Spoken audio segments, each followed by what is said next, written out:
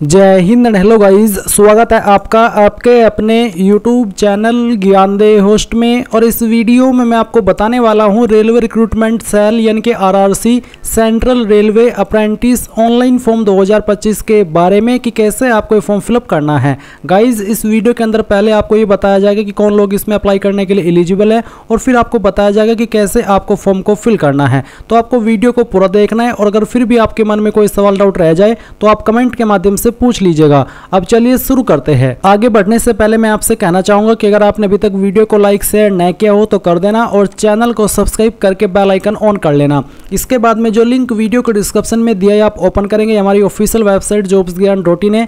ये इसको आप ओपन करने के बाद यहाँ पर जानेंगे कि इसमें आपके 2418 पोस्ट निकाले गए हैं। एंड गाइज फॉर्म आप लोग 12 अगस्त से लेकर के 14 सितंबर 2025 तक भर पाएंगे। फीस की अगर बात करें तो जनरल OBC EWS कैंडिडेट के लिए 100 रुपये है।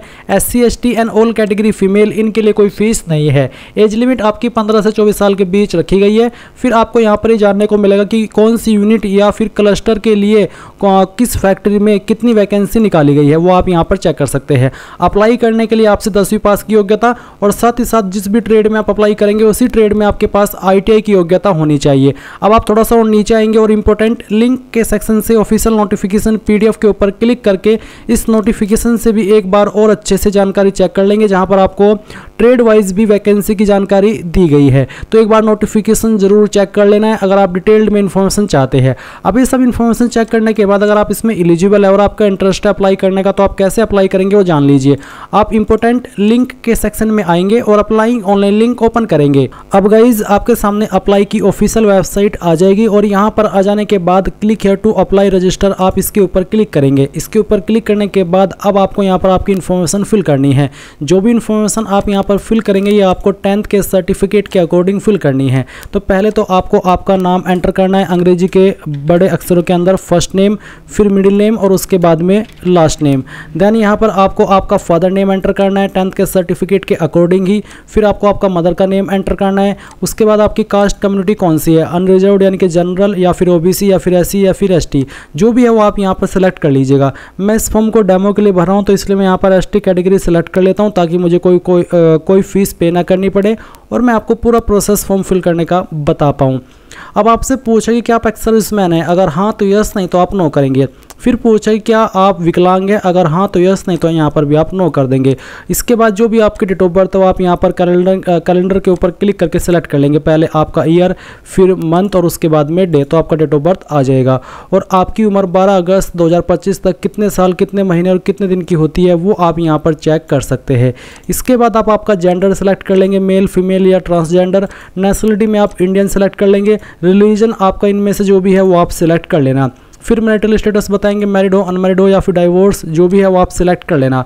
इसके बाद में आपको आपके आधार कार्ड का नंबर यहाँ पर डालना है। फिर है आइडेंटिफिकेशन मार्क फर्स्ट, आपकी बॉडी के ऊपर वो निशान जिससे आपकी बॉडी की पहचान होती है। ये निशान आपकी बॉडी के ऊपर कहीं पर भी हो सकता है, बट मैं आपको सजेस्ट करूँगा कि आप प्राइवेट जगह पर जो निशान होते हैं उसके बारे में ना लिखिएगा, वही निशान के बारे में यहाँ पर बताइएगा जो कि आप शो कर सके। और ये इसलिए आपसे लिया जाता है ताकि आप अपनी जगह पर किसी और को ना बैठा दे जब आपका कोई भी ऐसा राउंड हो जहाँ पर आपको जाना ज़रूरी है और आपने अपनी जगह पर किसी और को भेज दिया, तो ऐसे में ये निशान ही चेक किया जाता है। और इसके बाद आता है आइडेंटिफिकेशन मार्क 2, तो अगर आपकी बॉडी के ऊपर एक से ज़्यादा ऐसा मार्क है जैसे कि जलने का, कटने का, बर्थ मार्क, तो आप उसके बारे में डाल दीजिए, नहीं तो आप नो मार्क लिख दीजिए, क्योंकि दोनों ये जो सेक्शन है इनको फिल करना अनिवार्य है। फिर आप आपका मोबाइल नंबर डालेंगे, आपका ईमेल एड्रेस डालेंगे, आपका ट्रेड सेलेक्ट कर लेंगे जिस ट्रेड में आप अप्लाई करना चाहते हैं। जो भी ट्रेड आपने सेलेक्ट किया उसके बाद में आपको क्लस्टर सेलेक्ट करना होगा कि मैं इस वाले क्लस्टर को प्रेफरेंस दे रहा हूं। उसके बाद में आप यहां पर देखेंगे प्रेफरेंस यूनिट। अब आपने जो क्लस्टर सेलेक्ट किया ये तो आपने वो सेलेक्ट किया कि मैं फिटर की पोस्ट मुंबई क्लस्टर के अंदर चाहता हूँ। उसके बाद आपको आपकी प्रेफरेंस की यूनिट देनी है, तो आपको आपकी वर्कशॉप सेलेक्ट कर लेनी है। पहले फर्स्ट, फिर उसके बाद में सेकेंड, फिर उसके बाद में यहाँ पर आपकी थर्ड प्रेफरेंस, फिर आपकी फोर्थ प्रेफरेंस, फिर आपकी सिक्स्थ प्रेफरेंस, फिर आपकी 7th प्रेफरेंस, और इस तरह से आपको ये सभी प्रेफरेंसेस दे देनी है। उसके बाद में आप देखेंगे एजुकेशनल क्वालिफिकेशन। तो यहाँ पर सबसे पहले आपको 10वीं की इन्फॉर्मेशन भरनी है। 10वीं यानी कि मैट्रिकुलेशन आपने किस बोर्ड से किया है उस बोर्ड का नाम आपको यहाँ पर खुद से एंटर कर देना, चाहे आपका यूपी बोर्ड था या स्टेट बोर्ड किसी अन्य का या फिर सीबीएसई या फिर आईसीएसई, जो भी है वो आप यहाँ पर भर देना। किस साल के अंदर आपने पास कर ली थी वो साल आप यहाँ पर लिख देंगे। रोल नंबर आपका क्या था वो रोल नंबर आप यहाँ पर एंटर कर देंगे। फिर आपका जो सर्टिफिकेट नंबर था 10वीं का वो आपको यहाँ पर डालना है, जो कि आपको आपके 10वीं के सर्टिफिकेट के ऊपर देखने को मिल जाएगा। अब आते हैं सब्जेक्ट 1, 2, 3, 4, 5, 6, यानी कि आपको एक एक करके आपके सब्जेक्ट के नाम यहाँ पर एंटर करने हैं। जैसे कि मैंने यहाँ पर आपको ये सब्जेक्ट फिल करके दिखाए, मैं आपको यहाँ पर कुछ सब्जेक्ट इस तरह से फिल करके दिखाया हूँ। आपको आपके सभी सब्जेक्ट यहाँ पर लिखने हैं और फिर बताना कि आपको उसमें से कितने नंबर आए थे और कितने में से आए थे वो आप टोटल मार्क्स में फिल करेंगे। तो इसी प्रकार से आपको यहाँ पर ये सभी सब्जेक्ट के नंबर भरने हैं, जैसे कि मैं आपको यहाँ पर भर करके दिखा रहा हूँ। पहले तो वो नंबर डालने हैं जो आपको आए थे और कितने में से आए थे वो आप यहाँ पर टोटल मार्क्स के अंदर डालेंगे। तो आपके पास जो भी सब्जेक्ट थे सभी सब्जेक्ट आप यहाँ पर लिख दीजिएगा, चाहे ऑप्शनल था या फिर कंपलसरी था, क्योंकि 6 सब्जेक्ट की इन्फॉर्मेशन देना तो अनिवार्य है। तो यहाँ पर मैंने सभी सब्जेक्ट की इन्फॉर्मेशन भर दी है। आप भी कुछ इसी तरह से आपकी इन्फॉर्मेशन भर देंगे और इसके बाद देखेंगे नीचे आईटीआई की इन्फॉर्मेशन। आईटीआई भी कंपलसरी है अप्लाई करने के लिए। अगर आप सिर्फ 10वीं पास है तो आप अप्लाई नहीं कर पाएंगे। अब आप यहाँ पर बताइए कि आपने कहाँ से आपकी आईटीआई की है, उस इंस्टीट्यूट का नाम आपको यहाँ पर एंटर करना है, या फिर आप आपके बोर्ड का नाम भी दे सकते हैं, एनसीवीटी या फिर एससीवीटी। इसके बाद आप देखेंगे ईयर ऑफ पासिंग, किस साल के अंदर आपने पास कर ली थी वो साल आप यहाँ पर लिखेंगे। रोल नंबर क्या था फाइनल ईयर का वो आप यहाँ पर डाल देंगे। फिर आपका सर्टिफिकेट नंबर, उसके बाद में कितने नंबर आपको आए थे वो नंबर आपको यहाँ पर भरने हैं। मैं आपको डेमो के लिए नंबर फिल करके दिखा रहा हूँ, आप आपके दोनों ईयर के मिलाकर के नंबर यहाँ पर डालना और कितने में से वो नंबर आपको आए थे वो आप यहाँ पर फिल करना। परसेंटेज आपकी आ जाएगी। काउंसिल आपको बतानी है कि एनसीवीटी के द्वारा या फिर एससीवीटी, जिसके द्वारा भी वही आप सिलेक्ट कर लेना। पास है या फिर फेल वो आप सिलेक्ट कर लेंगे और ट्रेड आपका यहाँ पर ऑटोमेटिकली आ चुका है, जो कि आप पहले ही सिलेक्ट कर चुके हैं।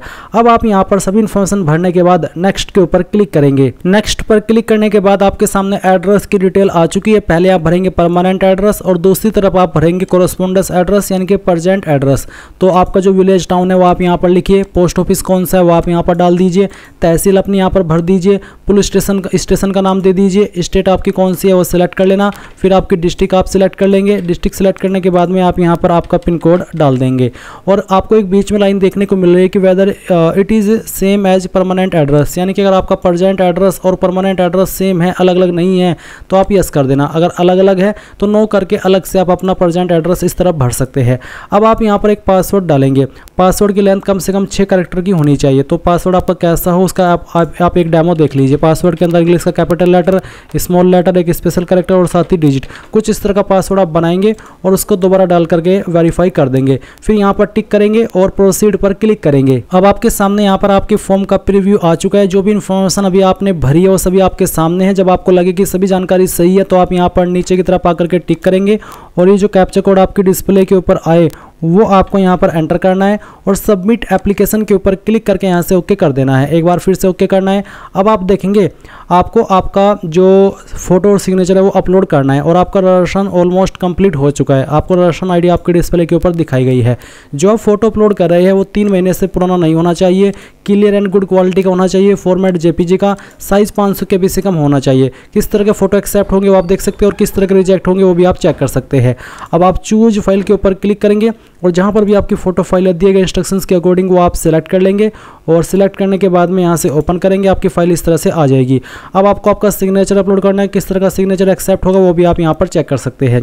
तो ये चीज़ आपको ध्यान में रखते हुए आपका सिग्नेचर अपलोड करना है। तो जहाँ पर भी सिग्नेचर की फाइल है सिलेक्ट कीजिए, ओपन कीजिए, आपका सिग्नेचर इस तरह से आ जाएगा। अब आता है अपलोड मैट्रिकुलेशन सर्टिफिकेट, यानी कि आपका 10वीं का सर्टिफिकेट फॉर्मेट PDF का रखा है। अगर आपका इमेज में है तो आप इसको PDF में कैसे बनाएंगे वो जान लीजिए। गूगल में आना, सर्च करना इमेज टू PDF, पहले वाली वेबसाइट आएगी, इसको ओपन कर लेना और जो आपका 10वीं का इमेज आपने अपने फ़ोन से क्लिक किया हो या फिर जो आपके पास अवेलेबल है वो सिलेक्ट JPG इमेज के ऊपर क्लिक करके आपको सिलेक्ट कर लेना।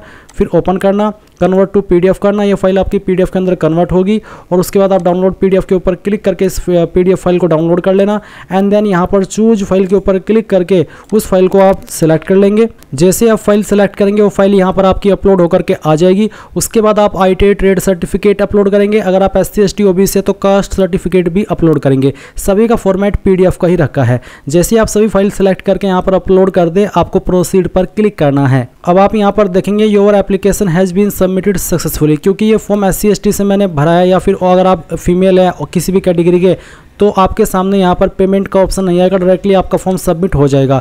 जो कैंडिडेट जनरल ओबीसी है उनके सामने पेमेंट का पेज आएगा और उन्हीं को फीस पे करनी होगी। अब आप सिंपली यहाँ पर प्रिंट एक्नॉलेजमेंट के ऊपर क्लिक करके अपने फॉर्म का जो प्रिंट है वो ले सकते हैं।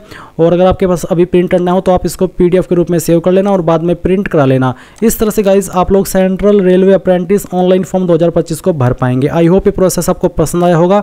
So thanks for watching. जय हिंद।